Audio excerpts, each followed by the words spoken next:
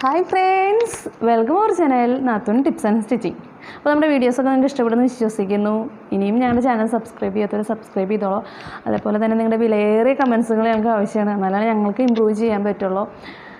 അപ്പോൾ ഇന്നത്തെ ടിപ്സ് എന്ന് പറയുന്നത് ഒരു കിച്ചൺ ടിപ്സ് ആയിട്ടാണ് വന്നിരിക്കുന്നത്. നമ്മുടെ പതിവ് പോലെ തന്നെ നാത്തൂനാണ് കിച്ചൺ ടിപ്സ് പറയാൻ പോകുന്നത്.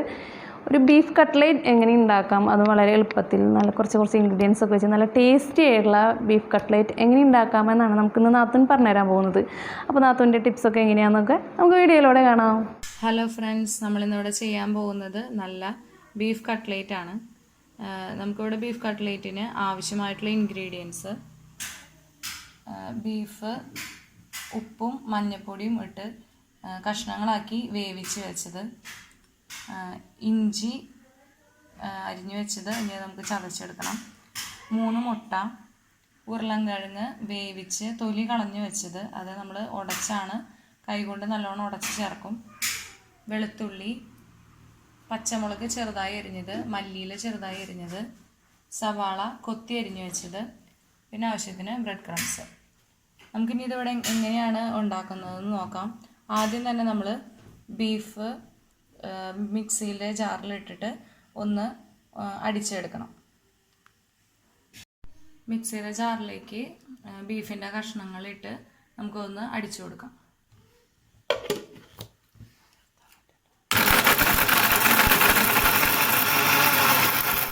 നമ്മൾ ബീഫ് മിക്സിയിൽ അടിച്ച് ഇപ്പോൾ നമുക്ക് ഇതൊരു ബീഫിൻ്റെ കീമ പോലെ കിട്ടിയിട്ടുണ്ട്. ഇങ്ങനെ ഈ പരുവത്തിൽ നമ്മൾ ഇത് അടിച്ചെടുക്കണം.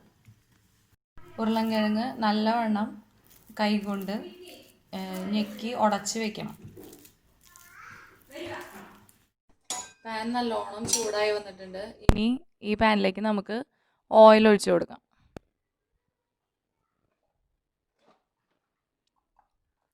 അതിലേക്ക് നമ്മൾ കൊത്തി അരിഞ്ഞു വെച്ചിരിക്കുന്ന സവാള ഇട്ട് നല്ലോണം വഴറ്റും.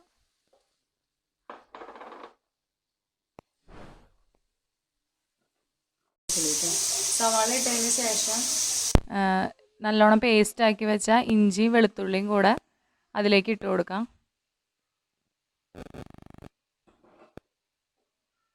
അതിനുശേഷം പച്ചമുളക് ചെറുതായി അരിഞ്ഞത് ഇട്ട് നല്ലോണം വഴറ്റി കൊടുക്കാം.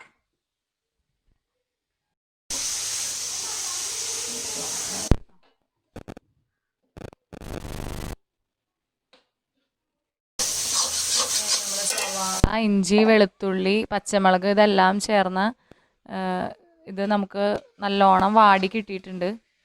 ഇനിയാണ് ഇതിലേക്ക് നമ്മളെല്ലാ പൊടികളും നമ്മൾ ചേർത്ത് കൊടുക്കുന്നത്.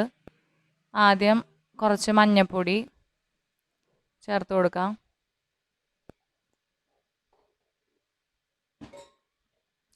പിന്നെ മുളക് പൊടി നമുക്ക് അധികമായിട്ട് ചേർക്കേണ്ടതില്ല. പച്ചമുളക് നമ്മൾ കുറച്ച് ചേർത്തിട്ടുണ്ട്. പിന്നെ കട്ട്ലേറ്റ് ആയതുകൊണ്ട് കുട്ടികൾക്ക് കഴിക്കാൻ വിഷമാവാതിരിക്കാൻ വേണ്ടി കുറച്ച് മുളക് പൊടി ചേർത്ത് കൊടുക്കാം. പിന്നെ കുറച്ച് ഗരം മസാലപ്പൊടിയും കൂടി നമ്മളിതിൽ ചേർത്ത് കൊടുക്കാം.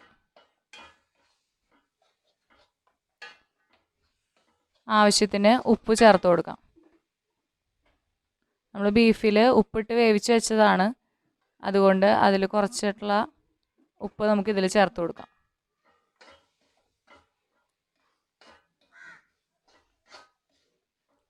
ഇതെല്ലാം കൂടെ നമുക്ക് നല്ലോണം മിക്സാക്കി എടുക്കാം.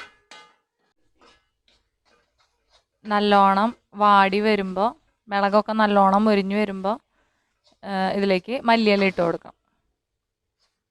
ചെറുതാക്കി അരിഞ്ഞ മല്ലിയില ചേർത്ത് ഇളക്കി കൊടുക്കണം. അതിനുശേഷം നമ്മൾ മിക്സിയിൽ അടിച്ച് വെച്ചിരുന്ന ബീഫ് കുറേശ്ശെ ആയി ഇതിലേക്ക് ഇട്ട് കൊടുക്കാം.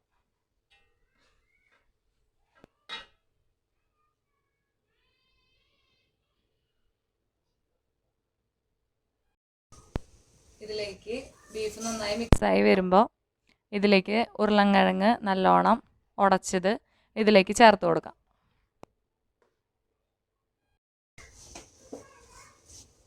ഉരുളൻകിഴങ്ങിട്ട് ബീഫും ഉരുളൻകിഴങ്ങും എല്ലാം കൂടെ നല്ലോണം മിക്സാക്കി കൊടുക്കാം.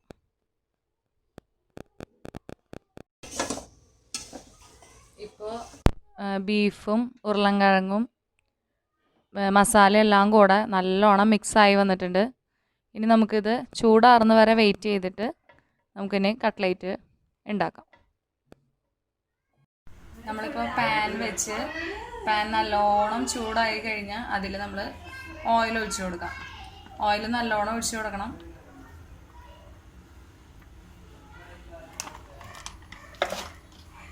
ഇനി എണ്ണ നന്നായി വെട്ടി തിളച്ച് വരുമ്പോൾ നമ്മൾ തയ്യാറാക്കി വെച്ചിരിക്കുന്ന കട്ട്ലേറ്റ് ഓരോന്നായി എണ്ണയിലേക്ക് ഇട്ട് കൊടുക്കാം.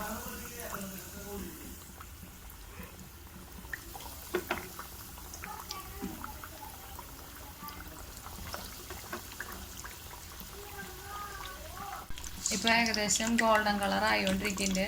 നമുക്ക് ഓരോ സൈഡ് മറച്ചിട്ട് കൊടുക്കാം. കട്ട്ലേറ്റ് മുരിഞ്ഞ് നല്ല പാകമായിട്ട് വന്നിട്ടുണ്ട്. ഇനി നമുക്കിത് കോരി മാറ്റാം.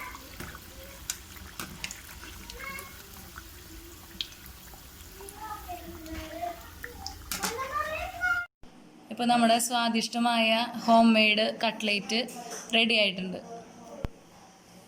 ഹായ്, അപ്പോൾ നമ്മുടെ നാത്തൂൻ്റെ ടിപ്സൊക്കെ നിങ്ങൾക്ക് ഇഷ്ടപ്പെടുമെന്ന് വിശ്വസിക്കുന്നു. അപ്പോൾ എല്ലാവരും കട്ട്ലേറ്റൊക്കെ ഉണ്ടാക്കിക്കോളൂ കേട്ടോ. അതുപോലെ ടേസ്റ്റൊക്കെ ഉണ്ടെന്നുണ്ടെങ്കിൽ ഞങ്ങൾക്കൊന്ന് മെസ്സേജ് അയച്ചോളൂ, കമൻറ്റ് ചെയ്തോളൂ. എന്നാലേ നമുക്ക് അടുത്തൊരു ടിപ്സൊക്കെ ആയിട്ട് മുന്നോട്ട് വരാൻ പറ്റുള്ളൂ. അപ്പോൾ നാത്തൂനൊക്കെ ഒരു ഇൻട്രസ്റ്റ് വരണ്ടേ, നിങ്ങൾ ആൾ പറഞ്ഞാലും നിങ്ങൾ ചെയ്യണമെന്നൊക്കെ ഞങ്ങൾക്ക് അറിയണ്ടേ. അപ്പോൾ എല്ലാവരും കമൻറ്റ് ഇട്ടോളൂ. ഇനിയും സബ്സ്ക്രൈബ് ചെയ്യാത്തവർ ഞാൻ വീണ്ടും പറയുന്നു, സബ്സ്ക്രൈബ് ചെയ്തോളൂ. അപ്പോൾ അടുത്തൊരു ടിപ്സുമായി അടുത്തൊരു വീഡിയോയിൽ കാണുന്നത് വരെ ബൈ.